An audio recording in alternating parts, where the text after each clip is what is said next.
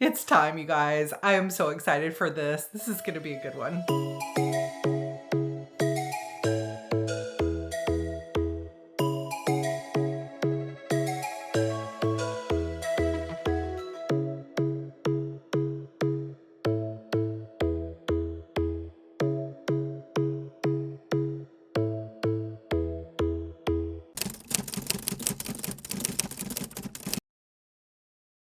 Hello, everybody. It is day 10 of the Rough Draft Challenge, and it is exactly 9 p.m. So to say that I am vlogging a little bit late in the day is an understatement, but I have a fun task that we're going to do tonight.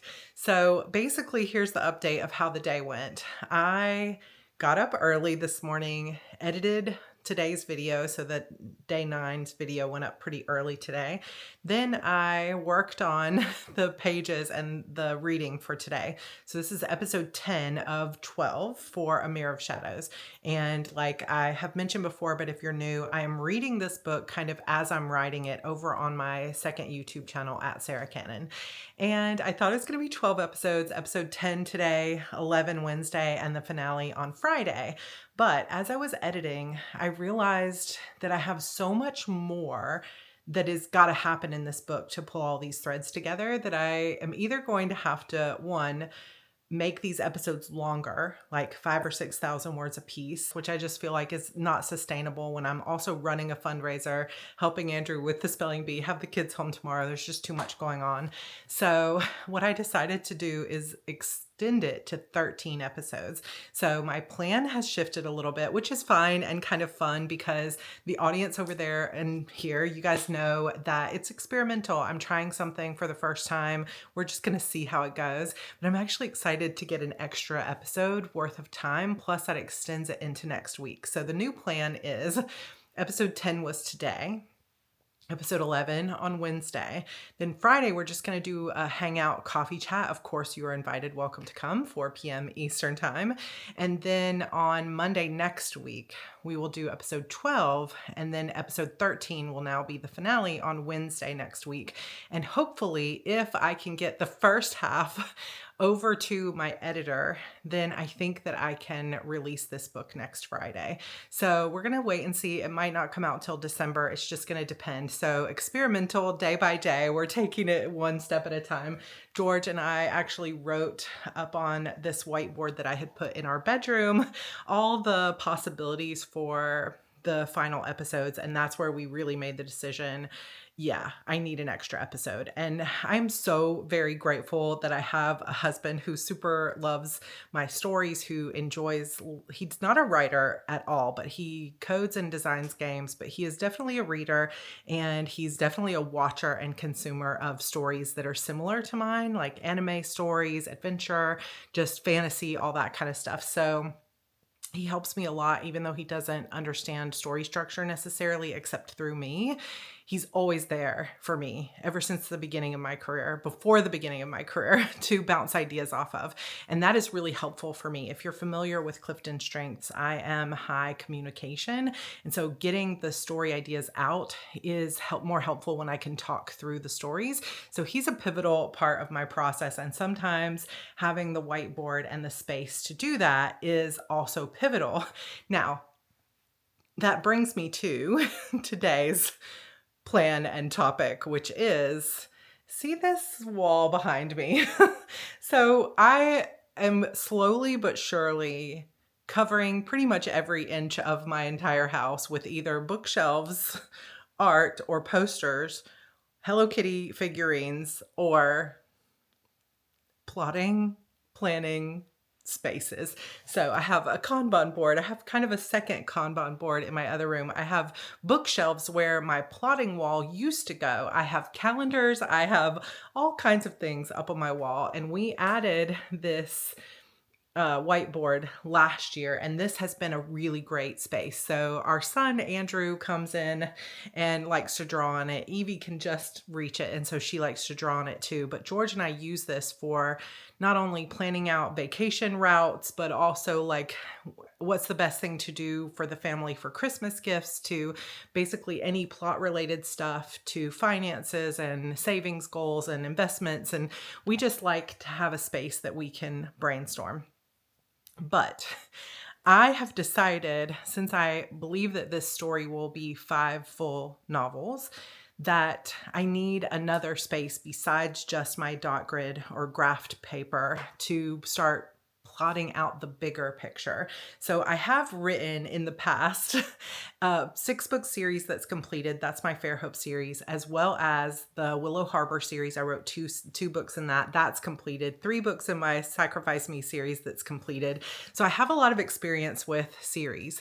However, my biggest series, which is 11 books with all the spinoffs as part of this Shadow World, I basically piecemealed that. When I wrote the first book, it was my very first novel that got published, and I didn't really know what comes next, how this connects to book 6, or that there would even be a book 6. I thought it would be a trilogy, and it just grew over time.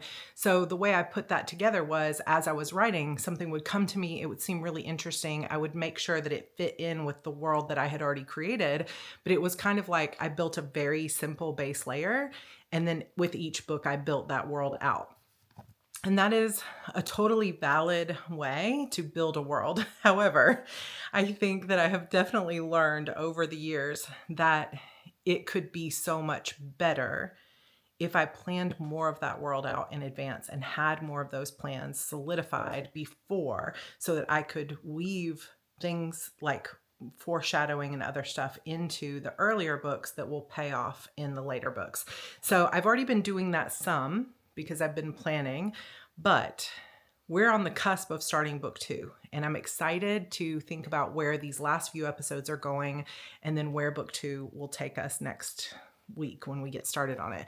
So I have a couple things. One, I will be soon setting up another B6 Stalogy. There are still pages in my current B6 Stalogy, but I think I'm going to just go ahead and set up a new one for ATOT, which is book 2 in the series. So that's coming soon. But tonight, what we're going to do is we are going to bring back dun, da, da, da, the wallpaper and the plotting wall.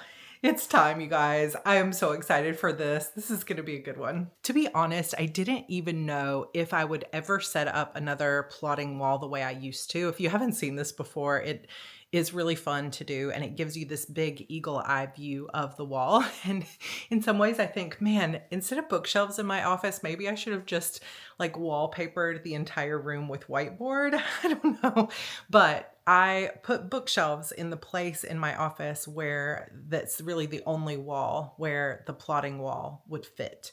And now it's like, where am I going to put it? In the living room? That doesn't really seem to work. So I asked George if he would be okay with me putting it on the wall, this like barren wall in our bedroom. He's like, I don't care. So what I have here is basically like easel paper, or this might be bulletin board paper. I do have easel paper too, and I might pull that out and see which one is best.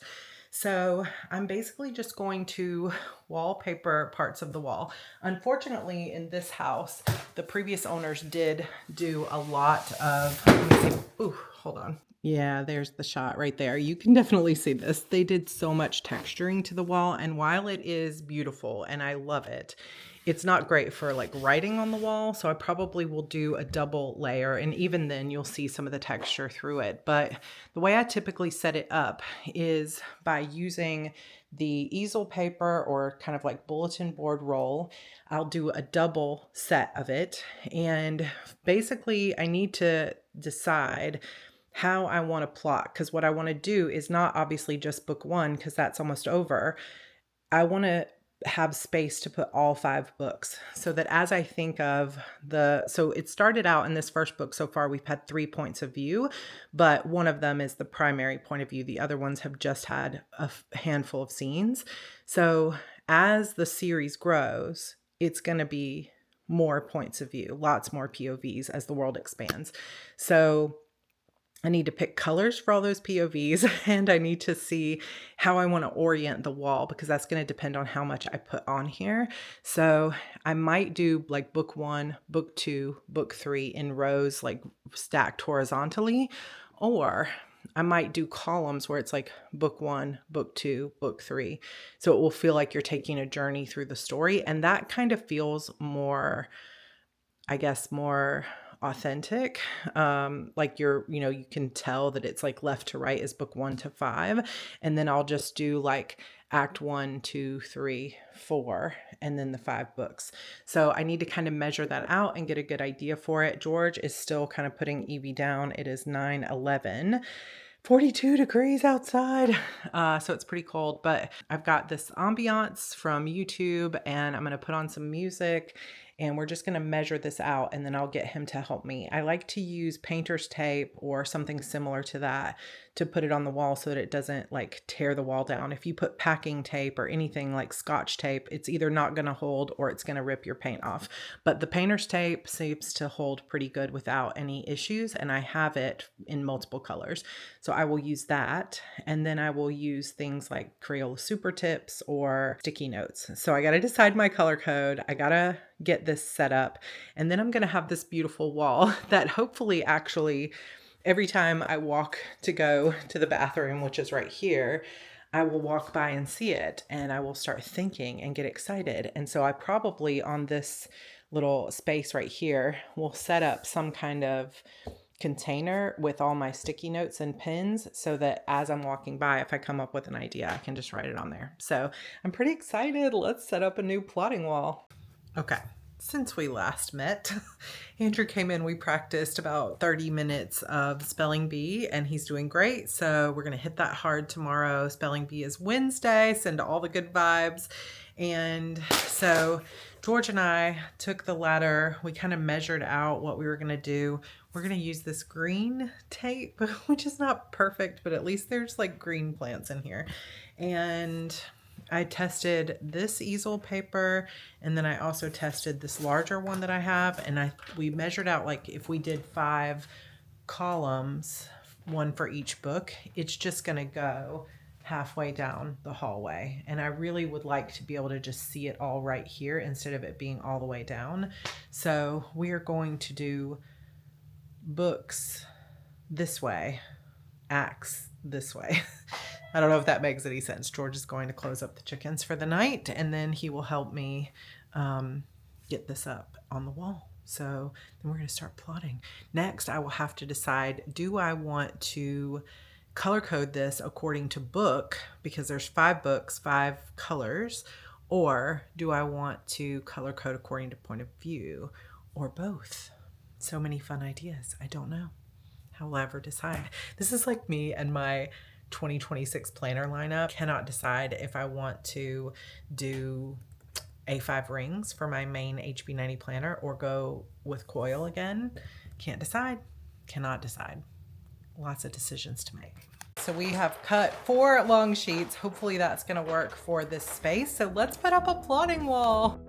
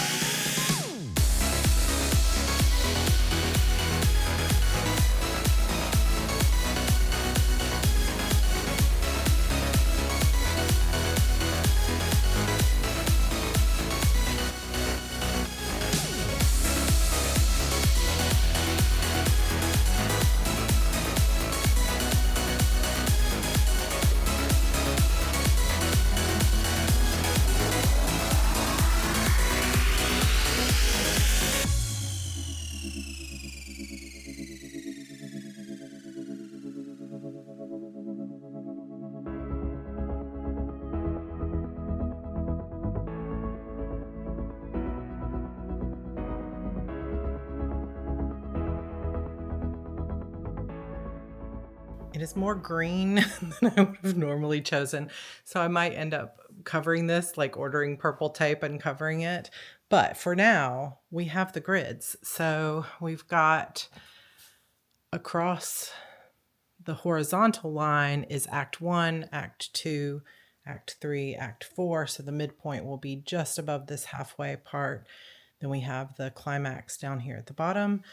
Then we have 5 books, 1, 2, 3, 4, 5, and I think this will work great. So obviously I'm not going to have enough space here for Act 1 to just be fully linear because they're, well, really with this particular story, that might be okay, but I'm going to kind of play around with it a little bit. I might put the book covers on here up above also, and I might change out some of the actual color. You can see it's also not like super clean in terms of this, so I'll probably go through and clean it up a little bit, but this at least is the wall and I think it looks pretty good. The problem with this bigger paper is that it does tend to bubble up a little bit. You can see this, it's really hard to get it just perfect, but I think we did a better job than we did with Vanessa Shaw. So I think it's great. Now to pick a color code for my sticky notes. So one option is so each book is a different color. The covers are all kind of matching, but we have different colors for each of the 5 covers. So I might do sticky notes per color, or I'll do sticky notes per point of view, which at a glance is actually probably more useful. So I need to think about that, come up with my system, and then we're done with the plotting wall. So here on my shelves, I have some sticky notes in these boxes. So blues, greens, whites. So probably I want a sticky note color, I think, not for each book, but for each POV. So in this book right now, so far, we have Bex, who's my main heroine. She's definitely going to be purple because every book I write, the main heroine is either purple or pink. And so we've got purple for Bex. Then we have Slate. He's the romantic interest. His POVs will continue to increase throughout the series. So either this darker blue or a lighter blue, which is obviously, I have more of these, so this is probably the smart choice for the 2 hero heroine, which is also the same colors for my hero and heroine in my Shadow Demon saga. Then we have the Regent. So the Regent is the sort of queen figure of the amethyst shard. So it makes sense also that she would be purple. So maybe I just make her a different shade of purple, or I could make her just white with a purple line on it just to differentiate.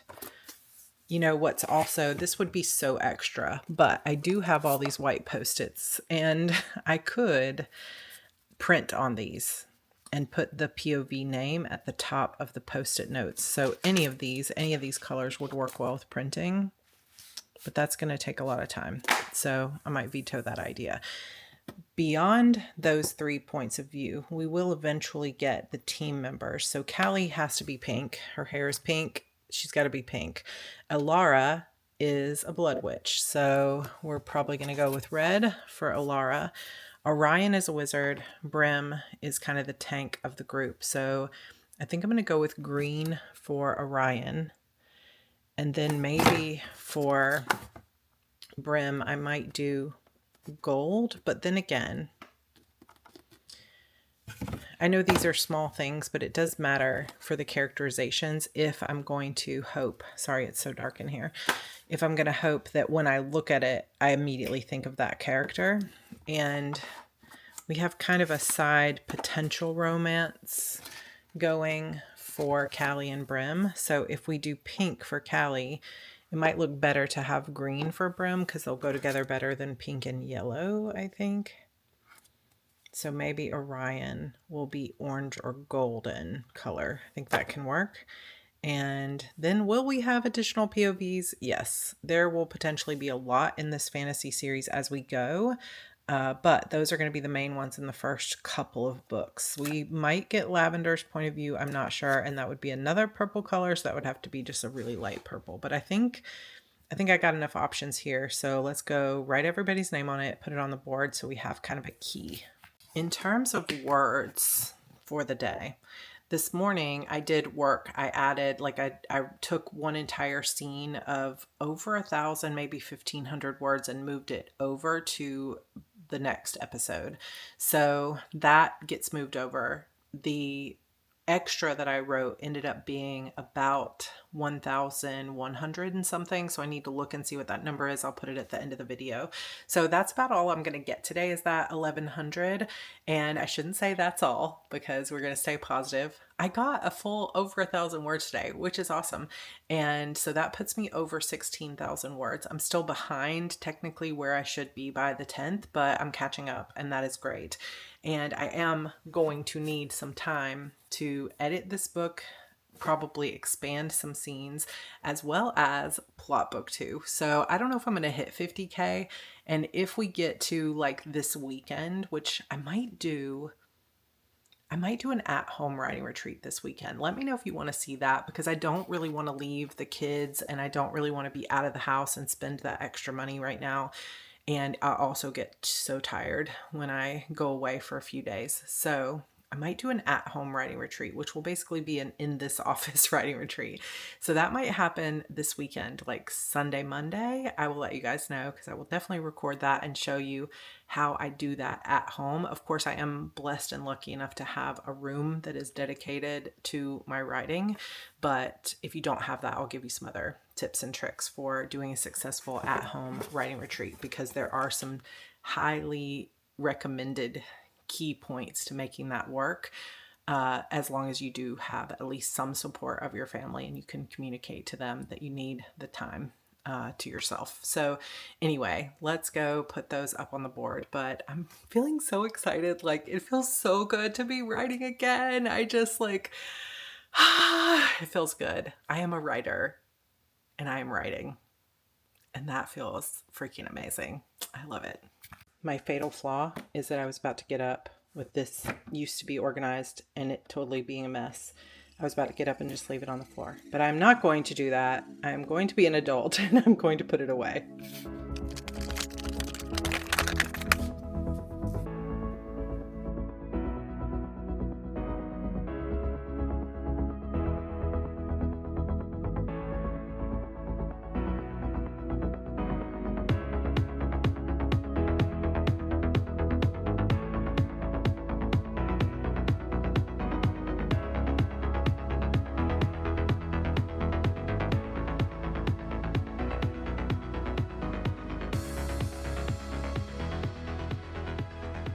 Okay, I'm so in love. I love this. I love sticky notes.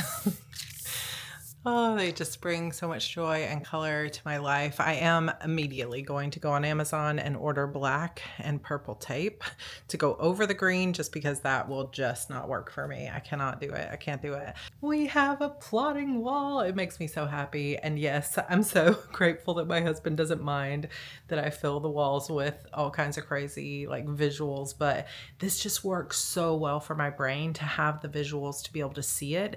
And there's also evidence that says when you're standing up and you're working through things in this plane of existence, your brain works differently than when you're sitting down and you've got your head down.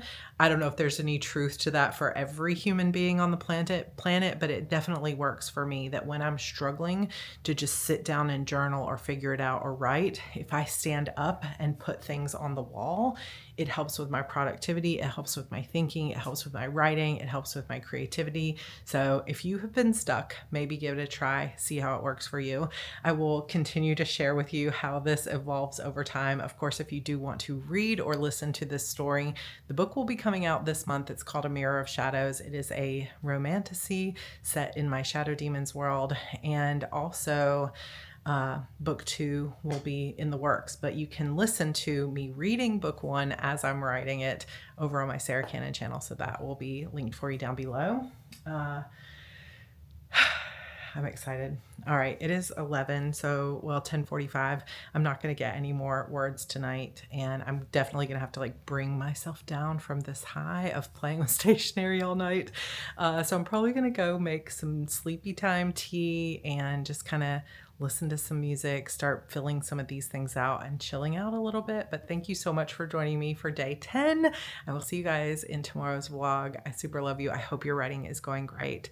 And if you are just feeling stuck, you can't get the joy, lean into something that makes you happy. For me, it's sticky notes and planning and getting excited for the story. For you, it might be something else. It might be watching your favorite movie that's set in the same genre, going back and reading the books that most inspired you to be a writer. It could be meeting up with friends on a Zoom call, showing up to some of our writing sprints, going for a walk, taking a vacation, whatever it is that fills you up and gets you back to a place where you're connected to your creativity is a win. So let me know in the comments what you're going to do to connect to your creativity or what works for you if you can pass it on to help others. Yay, you guys. Thanks for joining me. I super love you. I'll see you next time. Bye.